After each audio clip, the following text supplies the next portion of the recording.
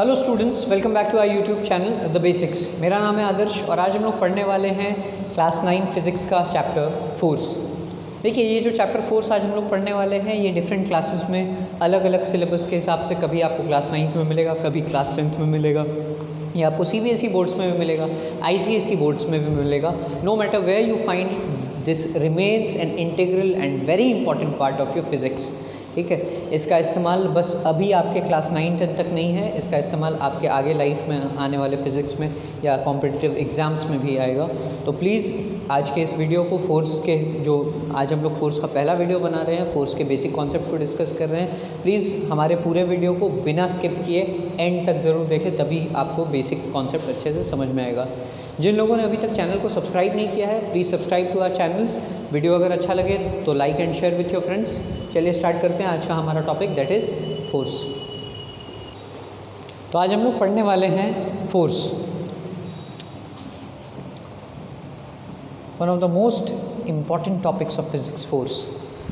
Force को लेके एक बहुत बड़ा डिलेमा है, होता क्या है। सबसे पहले हम लोग फोर्स का डिलेमा ख़त्म कर देते हैं, फोर्स आके होता क्या है।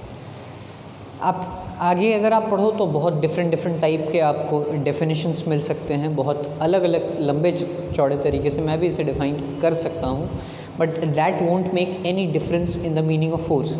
मेरा तरीका है कि मैं आपके लिए काम सिंपल करूँ, आपके लिए काम टफ नहीं करूँ। मैं आपको एकदम एक लाइन में वन लाइनर आंसर देता हूँ। फोर्स का मतलब होता है अ पुश और pull on a body, a push और pull on a body is called force. यानी किसी बॉडी पे अगर हम कोई पुश करते हैं या पुल करते हैं then it is called as force. ठीक है, if we push a body, for example this is a body, if I push it और if I pull it, pulling means in your own direction and pushing means moving something away from you. Push का मतलब क्या होता है, away from you, and pull का मतलब है towards you.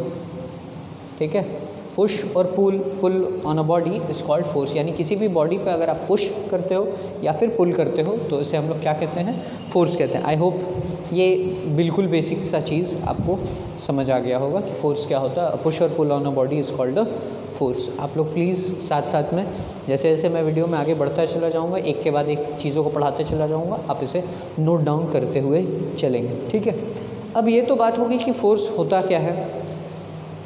Force, इसके एग्जांपल्स क्या हैं, मैं एक दो सिंपल एग्जांपल देता हूँ। जैसे कि आप एक फुटबॉल, स्टेशनरी फुटबॉल रखा हुआ है, this is a football kept on a ground.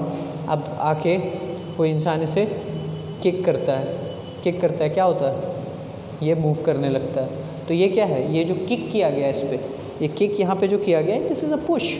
ठीक है, for example if someone is standing over here, अगर यहाँ पे कोई खड़ा है उसे अपने तरफ खींच लिया, देन ये क्या है, एक पुल है। ये दोनों ही किस चीज़ के केसेस हैं, दोनों ही फोर्स के केसेस हमारे हैं इस केस में। अ पुश और pull on a body is called force. I hope यहाँ तक आप में से किसी को भी दिक्कत नहीं हुई होगी। आगे हम लोग बढ़ते हैं इफ़ेक्ट्स ऑफ फोर्स पे। आखिर फोर्स के इफ़ेक्ट्स क्या क्या होते हैं, फोर्स से क्या होता है, क्या हो सकता है, हम लोग एक एक करके इन सारी चीज़ों को देखने वाले हैं। मैं इसे मिटाने वाला हूँ। ठीक है, मैं उम्मीद करता हूँ आप लोगों ने इसे नोट डाउन कर लिया होगा। Effects of force, effects of force, क्या इफ़ेक्ट्स हैं फोर्स के। नंबर 1, फोर्स कैन मूव, मैं लिखता हूँ एक एक करके। It can move a stationary body, it can move a stationary body. एक स्टेशनरी बॉडी जो होता है यानी कि रुका हुआ बॉडी, स्टेशनरी बॉडी का मतलब क्या होता है, a body at rest. It can move a stationary body. अगर आप फोर्स एक स्टेशनरी बॉडी पे लगाते हो तो वो क्या करेगा, मूव कर सकता है। दूसरा, इट कैन, मैं नहीं लिखने वाला, it can stop a moving body. ये क्या कर सकता है, एक जो मूविंग बॉडी है, चलती हुई बॉडी है, उस पर अगर आप अचानक से फोर्स लगाते हो तो ये उसको रोक सकता है। जैसे कि आपको पता है मूव अ स्टेशनरी बॉडी में क्या हो गया कि एक फुटबॉल ग्राउंड पे रखा हुआ तो आपने किक मारा, वो मूव करने लगा। ये सिंपल सा move a stationary body. It can stop a moving body. एक गाड़ी चल रही होती है, आपने अचानक से ब्रेक मारा, आपने क्या किया, फोर्स लगाया। फोर्स लगाने से क्या हो गया, बॉडी जो मूविंग बॉडी थी, जो गाड़ी चल रही थी, वो अचानक से रुक चुकी है। ठीक है, force can move a stationary body, it can stop a moving body, force दोनों ही काम कर सकता है। तीसरी चीज़, इट कैन चेंज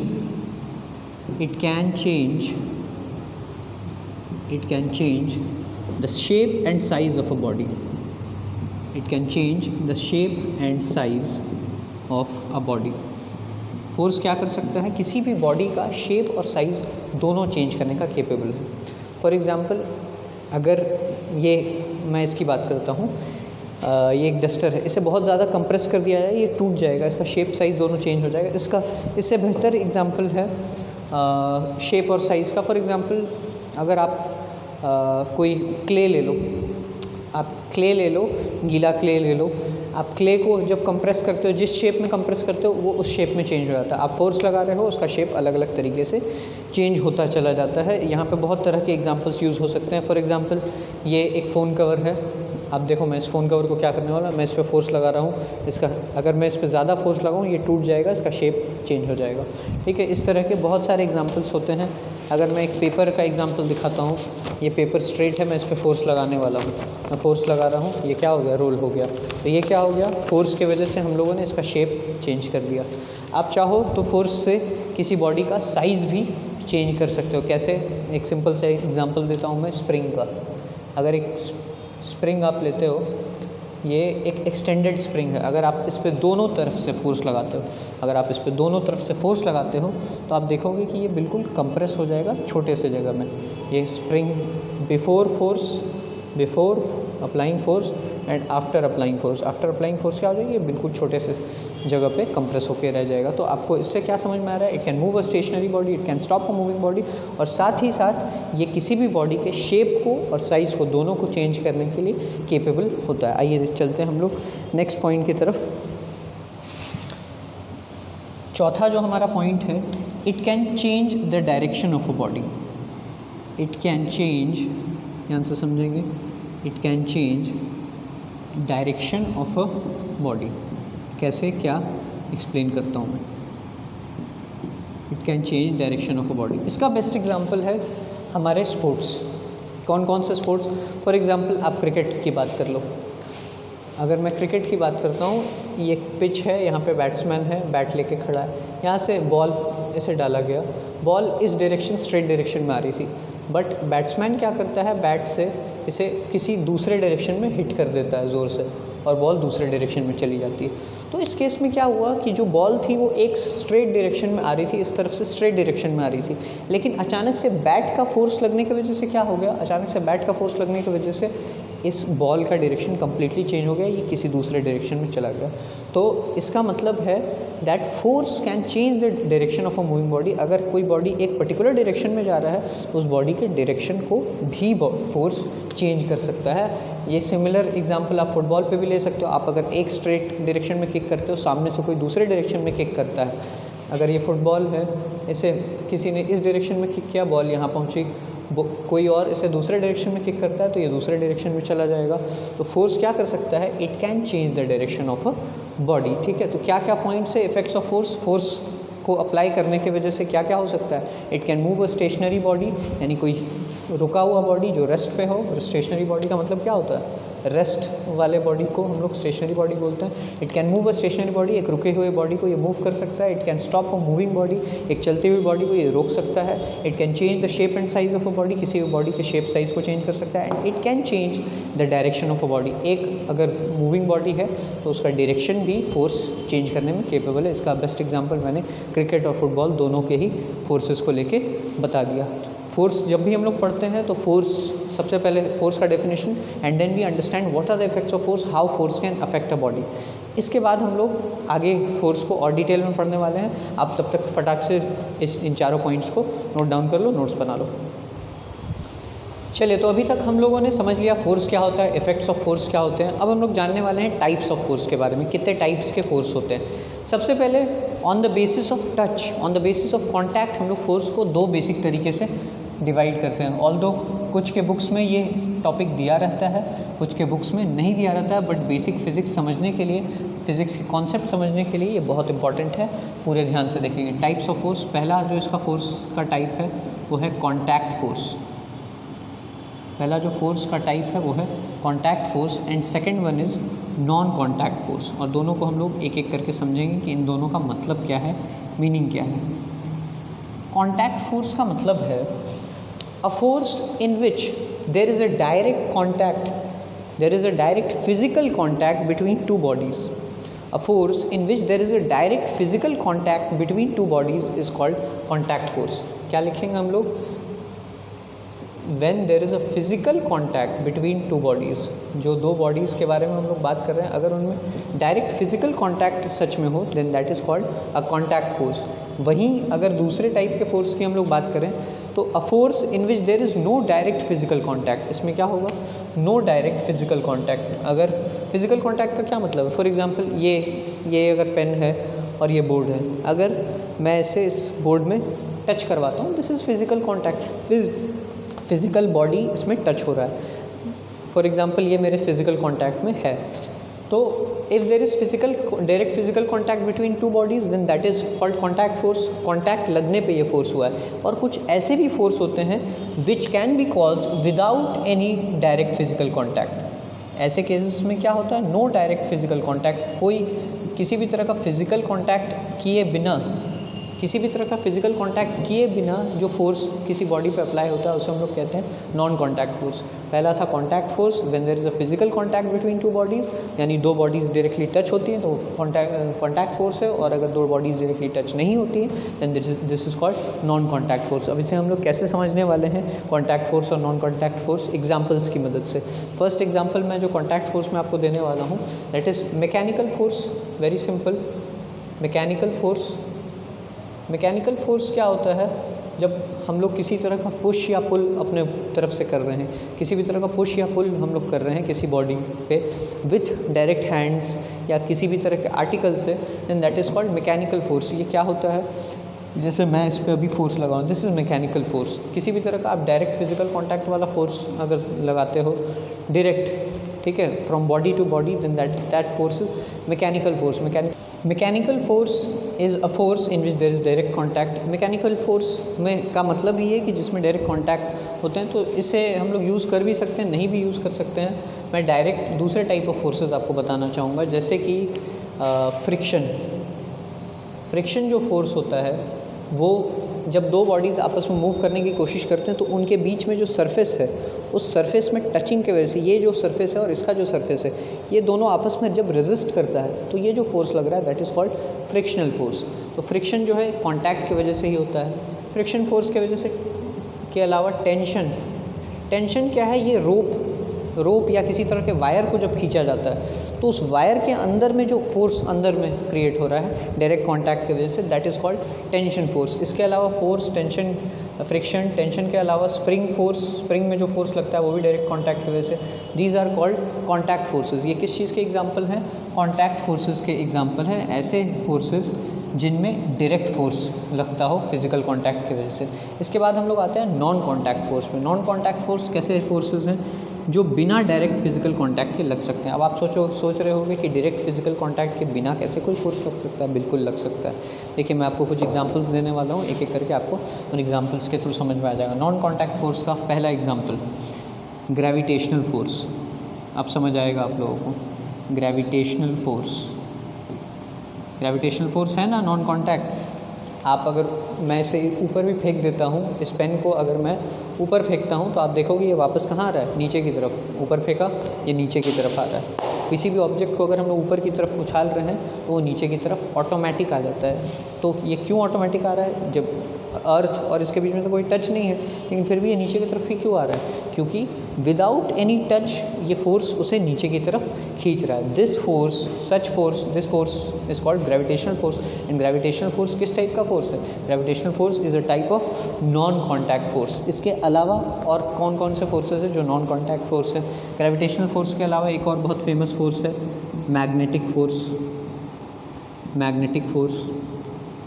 आपने देखा होगा कि अगर दो मैग्नेट्स को आप दूर दूर भी रख लो तो वो आपस में खींचे चले जाते हैं, या तो दूर दूर से एक दूसरे को अट्रैक्ट करेंगे या दूर से ही एक दूसरे को और रिपेल करेंगे, या तो अट्रैक्शन करेंगे आपस में या तो दूर से ही रिपल्शन करेंगे। तो इसमें तो एक्चुअल में कोई डायरेक्ट कॉन्टैक्ट है नहीं, बिना डायरेक्ट कॉन्टैक्ट के भी ये अट्रैक्शन करते हैं या बिना डायरेक्ट कॉन्टैक्ट के भी ये रिपल्शन करते हैं, यानी आपस में फोर्स लगाते हैं। तो वो जो फोर्स दो मैग्नेट्स के बीच में एक्ट करता है that is called magnetic force. तो ऐसे बहुत सारे फोर्सेस हैं जो बिना डायरेक्ट फिजिकल कांटेक्ट के काम करते हैं, उन्हें हम लोग कहते हैं नॉन कांटेक्ट फोर्स। और ऐसे बहुत सारे फोर्सेस हैं जो फिजिकल कांटेक्ट पड़ने पे ही काम करते हैं, such forces are called contact force. I hope आपको कांटेक्ट फोर्स और नॉन कांटेक्ट फोर्स का जो कॉन्सेप्ट है वो अच्छे से समझ आ गया होगा।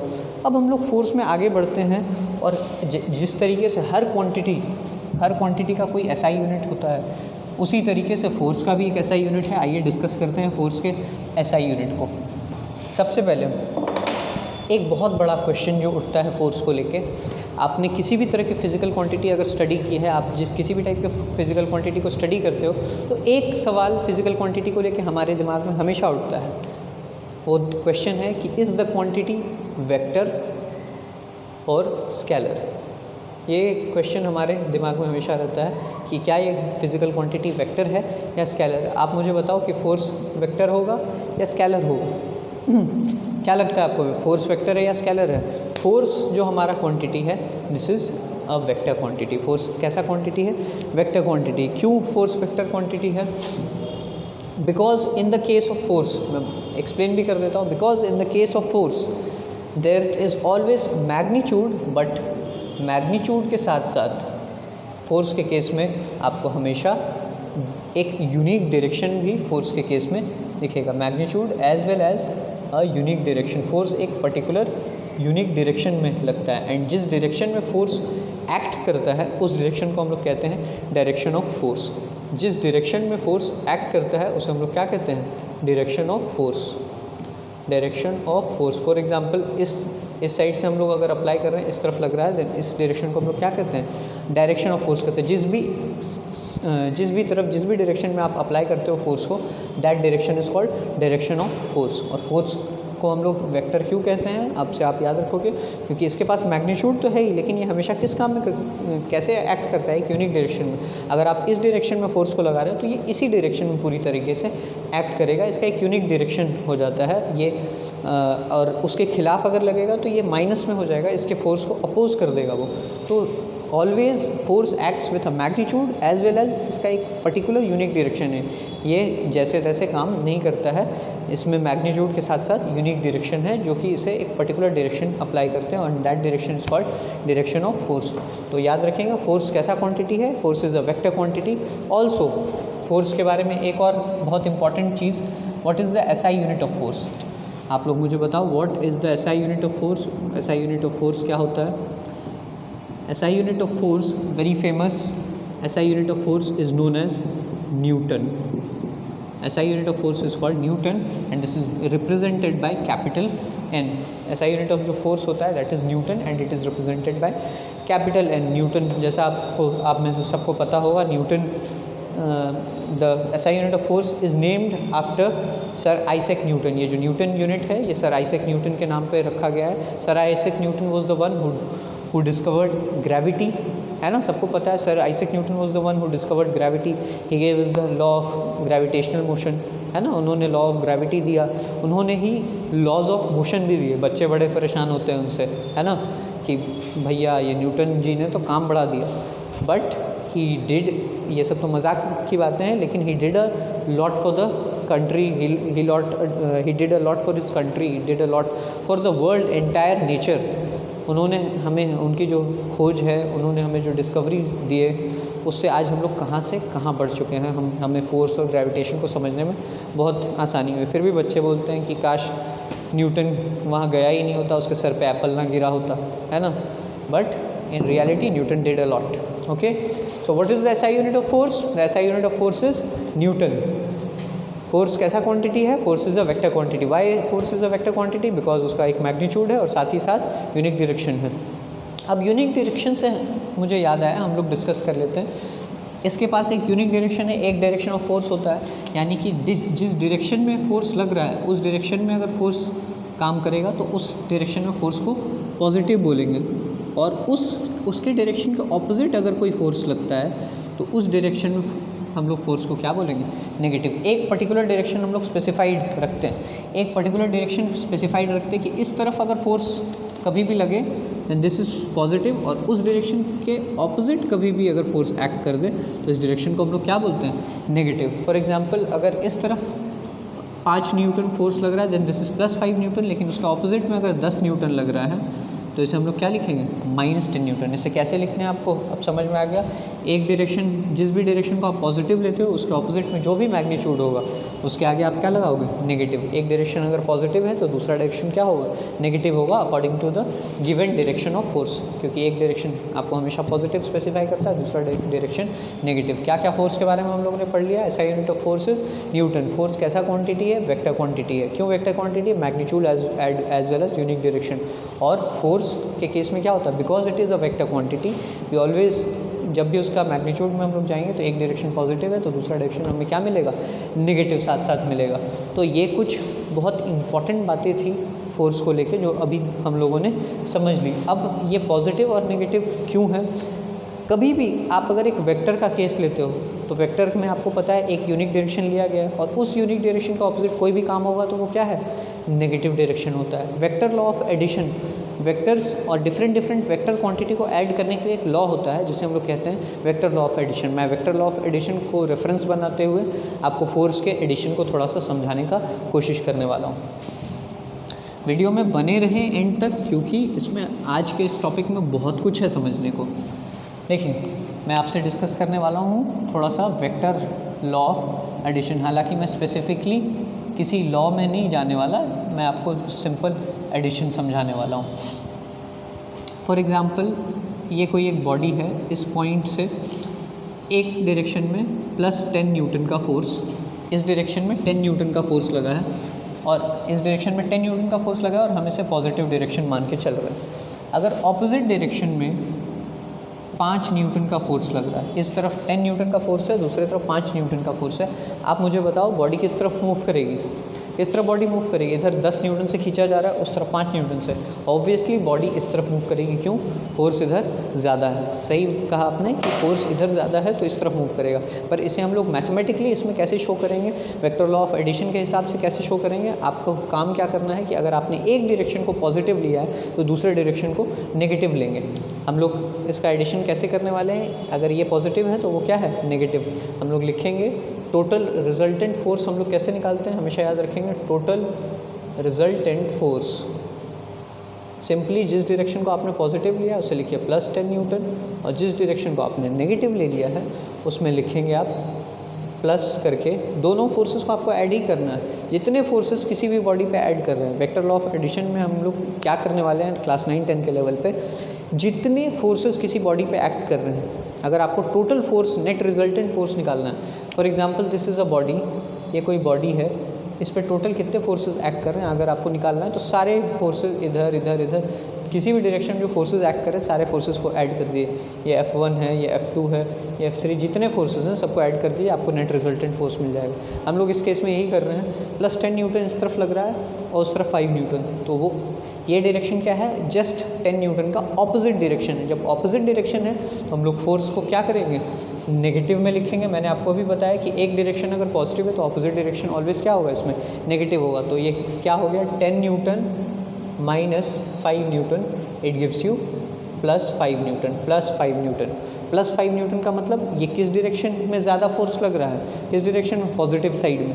पॉजिटिव साइड का अगर रिजल्टेंट पॉजिटिव साइड का, आपने देखा कि रिजल्टेंट कैसा आया, पॉजिटिव आया है। If the resultant is positive the body will move in the positive direction. If the resultant would have been negative, अगर रिजल्टेंट आपको नेगेटिव मिलता तो ये नेगेटिव डायरेक्शन में मूव करता। तो ये आपको समझ में आया कि रिजल्टेंट फोर्स कैसे निकालना है। जितने फोर्सेस एक्ट कर रहे हैं किसी भी बॉडी पे एक टाइम पे, उन सारे फोर्सेस को लिख दीजिए, ऐड कर दीजिए, आपको मिल जाएगा कि वो बॉडी का total resultant, net resultant force क्या है और बॉडी किस तरफ मूव करेगी, ये आपको डिटेल में पता चल जाएगा। This was a brief overview of vector law of addition. मैंने इसे डिटेल में नहीं पढ़ाया, ऐसा मत समझिएगा कि डिटेल में बताया है। मैंने बस आपको एक ब्रीफ ओवरव्यू में बता दिया that vector law of addition क्या है और किसी बॉडी पे किसी टाइम पे हम लोग कैसे निकालते हैं कि वो किस तरफ मूव करेगी। आते हैं हम लोग अपने नेक्स्ट टॉपिक पे, और किसी भी फोर्स की वजह से बॉडी किधर मूव करेगी नहीं करेगी, इसे समझने के लिए ये बहुत इंपॉर्टेंट टॉपिक होने वाला है जो मैं अभी आपको पढ़ाने वाला हूँ। क्या है ये टॉपिक? हम लोग अब पढ़ने वाले हैं हमारा मूवमेंट के हिसाब से एक बहुत ही important topic, that is balanced and unbalanced forces. I am sure आप में से सब ने ये टॉपिक कहीं ना कहीं ज़रूर सुना होगा, बैलेंस्ड एंड अनबैलेंस्ड फोर्स। क्या है बैलेंस्ड और अनबैलेंस्ड फोर्सेस का मतलब? देखिए, सबसे पहले हम किसी भी बॉडी का एक टाइम पे कितने सारे फोर्सेस उस पर एक्ट कर रहे हैं मैं बात करता हूँ। फॉर एग्जांपल, ये एक बॉडी रखा हुआ है, this is a body kept, कोई किसी भी तरह का बॉडी हो सकता है। आप मान लो कि इस तरफ 10 न्यूटन का फोर्स लगाया जा रहा है, इस डायरेक्शन को हम लोगों ने पॉजिटिव मान रखा है, ठीक है। ये हम लोगों ने फोर्स का डायरेक्शन मान लिया, वो पॉजिटिव है। इस डायरेक्शन को हम लोगों ने नेगेटिव मान रखा है, ये इस डायरेक्शन में 20 न्यूटन का फोर्स लग रहा है। बट क्या इस टाइम पे बस यही दो फोर्स लग रहे हैं? नहीं, ये दो फोर्सेस ऐसी हैं जो आपको दिख रही हैं, इसके अलावा और भी कुछ फोर्सेस इस बॉडी पे लग रही हैं, लेकिन वो आपको क्यों नहीं पता चल रहा है? क्योंकि वो जो फोर्सेस हैं वो बैलेंस्ड हैं, वो आपस में न्यूट्रलाइज्ड हैं। इसका मतलब क्या है? फॉर एग्जांपल, आपको पता है कोई भी अगर सरफेस पे बॉडी रखा हुआ है तो नीचे की तरफ एक फोर्स हमेशा एक्ट करता है, जिसे हम लोग क्या कहते हैं? Gravitational force. ग्रेविटेशनल फोर्स, नीचे की तरफ एक फोर्स हमेशा एक्ट करता हुआ दिखता है हमें, that is called gravitational force. और क्योंकि नीचे जो ग्रेविटेशनल फोर्स है उसे मैनेज करने के लिए, उसे न्यूट्रलाइज करने के लिए ऊपर की तरफ हमेशा एक ऑपोजिट डायरेक्शन में फोर्स लगता है, इसका रिएक्शन फोर्स, जिसे हम लोग क्या कहते हैं? Normal force. इसका जो रिएक्शन फोर्स है वो परपेंडिकुलर डायरेक्शन में ही लगता है ऊपर की तरफ, जिसे हम लोग क्या कहते हैं? Normal force. तो जब एक टाइम पे आपको ये मात्र दो फोर्सेस दिख रहे हैं तो एक्चुअल में इसमें बॉडी में कौन कौन एक्ट कर रहा है? ग्रेविटेशनल फोर्स और नॉर्मल फोर्स भी एक्ट कर रहा है। बट इन्हें हम नॉर्मली काउंट क्यों नहीं करते? Because gravitational force is neutralised by normal force, और ये दो फोर्सेस जो हैं ये बैलेंस्ड फोर्सेस। अब इसी के साथ शुरू होता है नया टॉपिक हमारा, that is balanced forces and unbalanced forces. Balanced forces का मतलब क्या होता है? मैंने अभी आपको बताया था कि जिस डायरेक्शन में फोर्स एक्ट करता है उसे हम लोग क्या कहते हैं? Direction of force. Balanced force का मतलब मैं आपको बताने वाला हूँ। बैलेंस्ड फोर्स का मतलब है to forces equal in magnitude. अगर दो फोर्स मैग्नीट्यूड में इक्वल हो, यानी कि एक तरफ अगर 10 न्यूटन लग रहा है तो दूसरे तरफ भी कितना लगे? 10 न्यूटन ही लगे। To forces equal in magnitude, but दो फोर्सेस जो मैग्नीट्यूड में बिल्कुल इक्वल हो बट ऑपोजिट इन डायरेक्शन में ये क्या होंगी? बिल्कुल ऑपोजिट होंगी, एक दूसरे को ऑपोजिट काम करेंगी।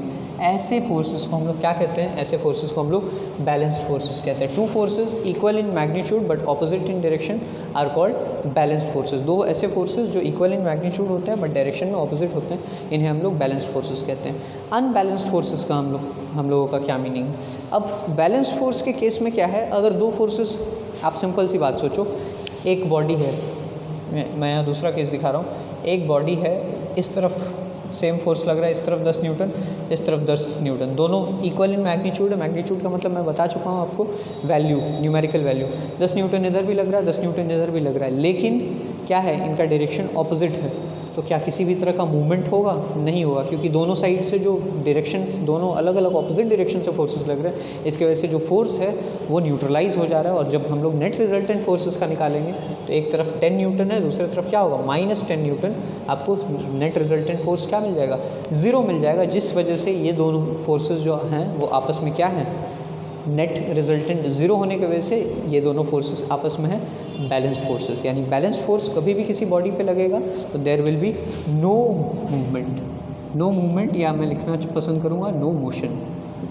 बैलेंस्ड फोर्सेस अगर लगते हैं किसी भी बॉडी पे तो बैलेंस्ड फोर्सेस की वजह से कभी भी कोई मोशन नहीं होगा, क्योंकि दोनों ऑपोजिट डायरेक्शन में लग रही हैं, इक्वल इन मैग्नीट्यूड, तो दोनों तरफ से सेम जोर लगता है, किसी तरह का मोशन नहीं होने वाला है। और बैलेंस फोर्स में एक बात और जान लो कि net resultant is always net resultant इनके फोर्स का कितना होता है? 0। बैलेंस्ड फोर्स के केस में नेट रिजल्टेंट जो होता है वो क्या होता है? 0 होता है। आप इसे बैलेंस फोर्स को ज़रूर उतार लीजिए। तो इस केस में मैंने आपको क्या बताया, नॉर्मल फोर्स और ग्रेविटेशनल फोर्स दो ऑपोजिट डायरेक्शन में लगने वाली फोर्स है, लेकिन इनका हम लोग डिस्कशन नहीं कर रहे थे क्योंकि ये बैलेंस फोर्स है, इस वजह से बॉडी पे कोई असर नहीं पड़ने वाला। बैलेंस फोर्स का मतलब जितना फोर्स इस तरफ लग रहा था उतना ही फोर्स नॉर्मल फोर्स किसी बॉडी पे लगता है। तो that's why they are equal in magnitude but opposite in direction. तो इनका रिजल्टेंट क्या हो गया, 0, और इस वजह से इस बॉडी पे, इसके वजह से किसी भी बॉडी पे कोई मोशन नहीं होती है, इसलिए इस फोर्स पे हम लोग ज़्यादा ध्यान नहीं देते हैं। अब फोर्स, जो दूसरा फोर्स हमें देखना था इस केस में, वो क्या है, हम लोगों ने बैलेंस फोर्स का तो बात कर लिया। जो दूसरा फोर्स इस पे लगता है वो फोर्स है, एक तरफ 10 न्यूटन का फोर्स लग रहा है, दूसरे तरफ 20 न्यूटन का फोर्स लग रहा है। इस केस में क्या है, एक तरफ 10 न्यूटन, दूसरी तरफ 20 न्यूटन। एक तरफ को हम लोगों ने पॉजिटिव लिया था, एक तरफ को नेगेटिव लिया था। आइए इसे डिटेल में डिस्कस करते हैं। बैलेंस्ड फोर्स हम लोगों ने समझ लिया, अब अनबैलेंस्ड फोर्स पे आते हैं। अब इस केस में मैंने भी आपको रिजल्टेंट फोर्स निकालने सिखाया था। रिजल्टेंट फोर्स कैसे निकालते थे, नेट रिजल्टेंट कैसे निकालते थे, दोनों को सम कर देना था। इस तरफ है +10 न्यूटन, +10 न्यूटन एक तरफ, और दूसरे तरफ क्या लग रहा है, प्लस कर दीजिए, दूसरे साइड लग रहा है -20 न्यूटन। दूसरे तरफ कितना फोर्स लग रहा है, माइनस के डायरेक्शन में 20 न्यूटन लग रहा है। आप दोनों को ऐड करेंगे, क्या मिल जाएगा, 10 न्यूटन -20 न्यूटन। हम लोग सिंपली ऐड कर देते थे डायरेक्शन के हिसाब से, एक तरफ पॉजिटिव है, दूसरी तरफ नेगेटिव, इधर 10 न्यूटन, इधर प्लस में -20 न्यूटन। तो 10 न्यूटन -20 न्यूटन आपको रिजल्टेंट कितना मिल जाएगा, -10 न्यूटन, यानी कि नेगेटिव, इसका जो टोटल रिजल्टेंट, फाइनल रिजल्टेंट होगा वो नेगेटिव डायरेक्शन में 10 Newton, total 10 Newton force negative direction. मतलब दोनों फोर्स लग जाने के बाद फाइनली कितना बचेगा, कितना रिजल्ट एक्चुअल में होगा, वो क्या है, 10 न्यूटन इन नेगेटिव डायरेक्शन। रिजल्टेंट फोर्स का यही मतलब होता है कितना magnitude and in which direction. आप एक बात ध्यान रखोगे, वेक्टर केस में जो प्लस एंड माइनस है, they are only for specifying direction. Plus and minus किस लिए होते हैं, डायरेक्शन। फोर्स हम लोग शो कैसे करते हैं, ऐसे। फोर्स वेक्टर के केस में हम लोग कैसे शो करते हैं, ऊपर एरो देके, इसका मतलब है कि ये वेक्टर क्वांटिटी है। प्लस एंड माइनस से हम लोग क्या शो करते हैं, डायरेक्शन शो करने के लिए प्लस और माइनस को हम लोग इस्तेमाल करते हैं। ठीक है, फोर्स हम लोग नॉर्मली ऊपर एरो के साथ शो करते हैं, क्यों, क्योंकि एरो का मतलब है वेक्टर क्वांटिटी। तो रिजल्टेंट कितना फोर्स आ गया, 10 न्यूटन इन नेगेटिव डायरेक्शन, यानी कि फाइनल जो रिजल्टेंट होगा वो 10 न्यूटन इस तरफ बढ़ेगा।